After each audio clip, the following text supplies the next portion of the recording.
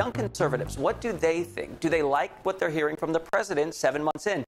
And what's missing for them in all this? Tonight, I checked in with Charyssa Parent. She's a reporter at the conservative outlet Red Alert Politics.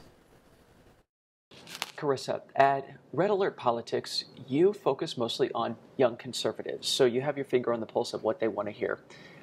When you're reporting, when you're talking to sources, what's the number one issue they want to hear from the president and actually see him get across the finish line?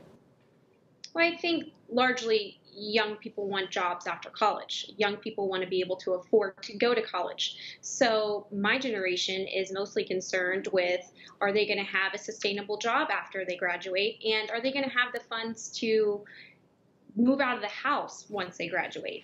And those are some issues that day to day we're seeing barriers for young people to be able to move out and to pay off their student debt, and they're shackled to their hometowns and living with their parents. So these types of messages of jobs and changing the unemployment rate and economic growth is what people want to hear. We heard a new strategy on the Afghanistan War. It's not completely lined, though. Are young people concerned about that, getting into further conflicts that they might be conscripted for, not officially, but saying, hey, you're the ones going? I think that is a great question that people need to focus more on. So when we look back at the Iraq War, the average age of a veteran that died was 26, or active duty member that died was 26. Average enrollee was 22. So a lot of our young men and women in this country were at the front lines of that war and dying for this country. And so when we are sending troops and we are enhancing our presence overseas, that's a call for millennials to act. And so I do believe that we will start to see that conversation develop and start to see more people get involved with that. But it is striking right to the core of our generation. Young conservatives, where do you see them going? Well, I think it's hopeful that the president's listening to the war generals. And so Steve Bannon no longer has a place in the White House, and there's a reason for that.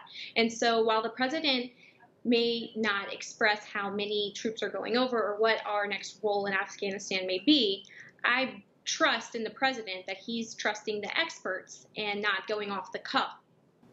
Charyssa, earlier we were talking, and you said that healthcare is still a very important issue for young people. We know that they can stay on their parents' coverage up to 26, but you're saying that while that might be off the docket, in large part in D.C., it's not off theirs?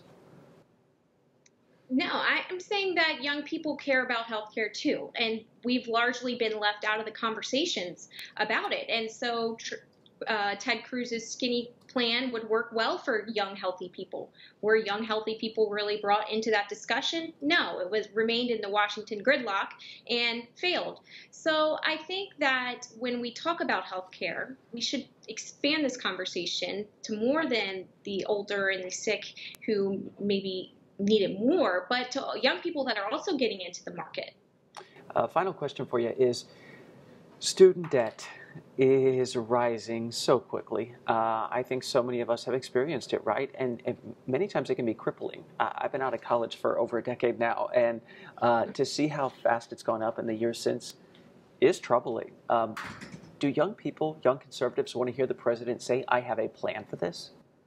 Oh, absolutely. And I believe that the Education Department is looking into this, as well as Congress, as well as congressmen and lawmakers. And what we want to see here is tuition inflation is rising, skyrocketing. And who does that come down to paying for it? Taxpayers. Well, young people are also taxpayers. So what we're seeing is these subsidized federal loans are getting out of hand. And where does it end for young people? So yeah, go ahead and give us these loans, but we're going to be paying them back twice. So young people would like to see some of that conversation to be had at these rallies and at any speech, just to address and see where we're at on the spectrum of his priorities.